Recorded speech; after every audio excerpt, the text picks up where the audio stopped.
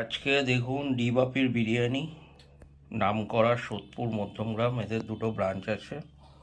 তো আমি খুলছি, দেখুন বাক্সটা।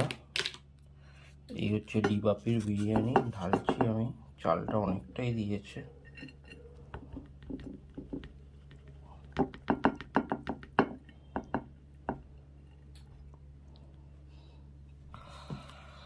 এরকম একটা গোটা আলু, দেখুন আলুটা একটু বিগ সাইজ। চালটা দেখতেই পাচ্ছেন একটু ঝরঝরে। এবার আসল যেটা মাটন পিসটা দেখে নিই কীরকম দিয়েছে। দেখুন এরকম একটা মাটনের পিস দিয়েছে,